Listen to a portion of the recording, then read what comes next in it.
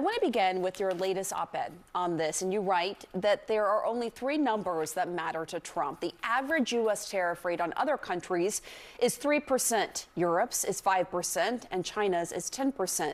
To him and to many Americans, those figures seem fundamentally unfair. So why do so many economists think he can't move those averages closer together without harming the economy? You know, it's a great question, Pamela. We have not had an experiment really in a half a century in any kind of major tariff situation. Since the 80s, trade barriers have been falling. There are a lot of good things that come with that. Prices get cheaper, but as you know, Trump has said, and as President Biden said before him, there's a trade-off. You know, you get a lot of outsourcing of critical industries. You get a sense that consumption and consumer prices are everything, whereas income and jobs are less important. He's trying to rebalance that. It is a big experiment. I think it's not going to probably go as smoothly as the experiment in 2018, 2019 did when there were tariffs on China, and it really didn't impact inflation too much. We're talking potentially about across-the-board tariffs. We're talking about retaliation from lots of countries around the world. So this is going to be a much, much messier experience. And how long do you think this could all take until we really understand what we're dealing with here and how it's going to impact everyone's wallets? So I would say that there are two or three things in effect. One is the power of the U.S. consumer market. We are the biggest, richest market in the world. A lot of countries need to sell into the U.S. more than the U.S. needs to sell abroad. So that's a bargaining chip for Trump. And it will be interesting to see how countries and companies respond.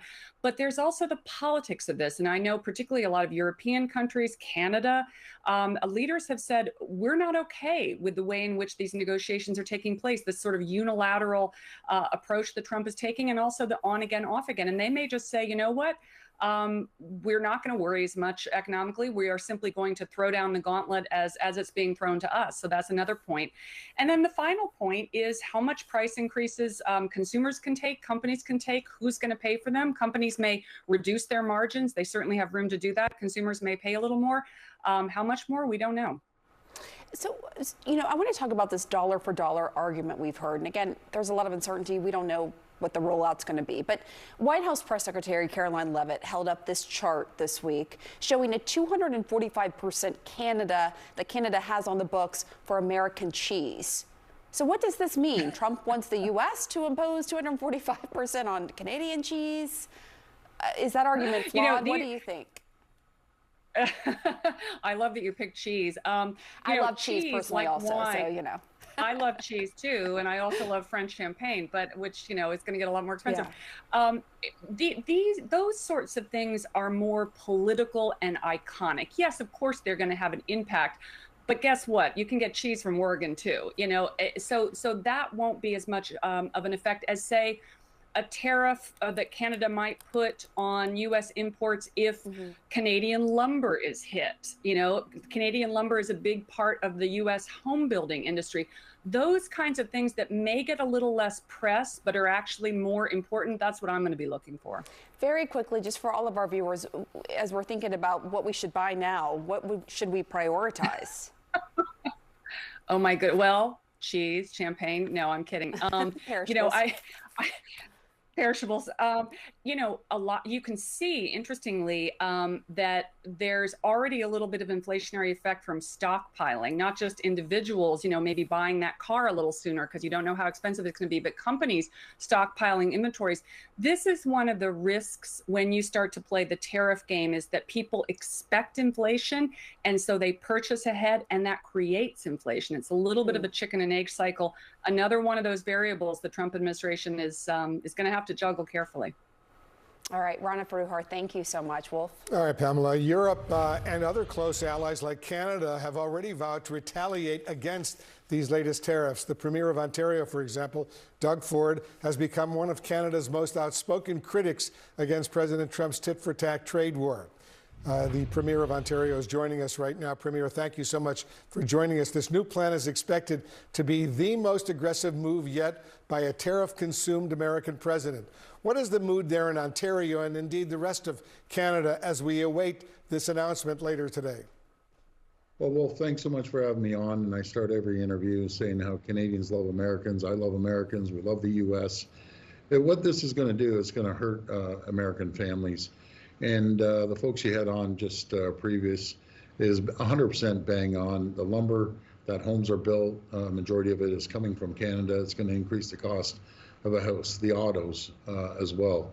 We ship as many autos as we buy, but the cost of a pickup truck or an automobile is going to go up. And then the pharmaceuticals, too, that he's going to go after are going to hurt seniors on fixed incomes that get a lower cost on pharmaceuticals here in Canada. So these tariffs is nothing but a tax on Americans. And President Trump calls it Liberation Day. I call it Termination Day because a lot of people are going to be terminated from their jobs.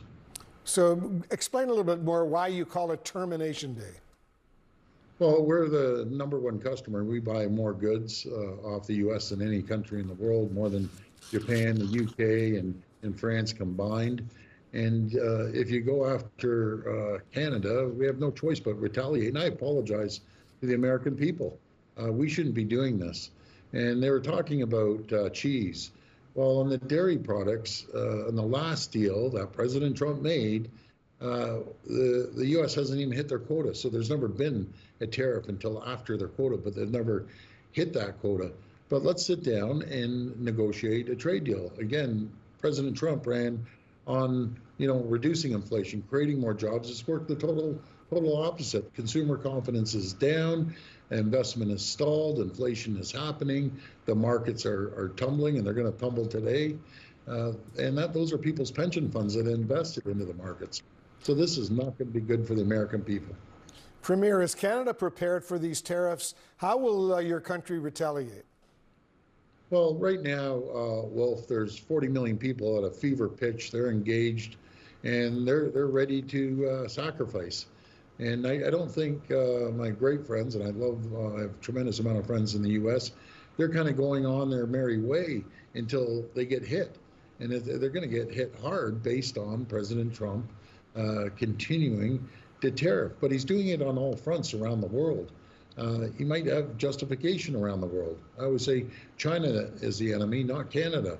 But we're your closest allies and closest friends. We have a great trading relationship. Let's go back to that, create the AMCAN fortress, American-Canadian fortress, and we can take on the world. We'd be unstoppable. We'd be the wealthiest, safest, most prosperous 2 countries in the world.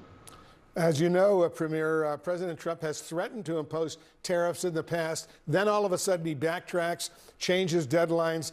Canada's Foreign Minister, Melanie Joly, says your country is not interested in going through this, quote, psychodrama every 30 days. That's a direct quote. Adding, there's too much unpredictability and chaos coming out of the White House right now. Just yesterday, the White House said the president is open to negotiating these tariffs. Listen and watch this. The president is always up to take a phone call, always up for a good negotiation, but he is very much focused on fixing the wrongs of the past and ensuring that American workers have a fair shake. Premier, do you think the president might back off these massive new tariffs and possibly implement something much smaller? Well, I really hope so. I'd like to just go back to the original deal. We had a great deal. He said it was the greatest deal ever. I guess it's not the greatest deal ever now. But, let's work together. Let's sit down. 2 greatest countries in the world. I understand there might be issues around the world, but not with your closest neighbor and closest ally. So we need to sit down and do everything we can to have certainty. No one likes uncertainty. People don't like it. Businesses don't like it. The market doesn't like it. And that's what we're facing right now because every single day something changes and it's hard to keep up. Canada's new Prime Minister, Mark Carney, has declared that the old relationship between the United States and Canada is now over. So what does this new relationship look like to you? Well, I just feel that we have to settle this and have some stability in both economies. Once we have the stability, we sit down and renegotiate the USCA deal or the USMCA deal, and it will give people confidence, and people will start investing into their companies and growing the market. As I always say, with the auto sector. You can't unscramble an egg that's been around since 1965. You have to make the omelet larger. And that's what we need to do to protect ourselves against countries that don't see eye to eye with us. Yeah, you say you love Americans and you have a lot of friends here in the United States. We love Canadians. We have a lot of friends in Canada as well. This is an unbelievable situation that has actually developed. Premier Doug Ford of Ontario, thank you so much. Let's hope for the best. Well, thank you, Wolf. God bless America. God bless Canada. We'll get through this together. Well said.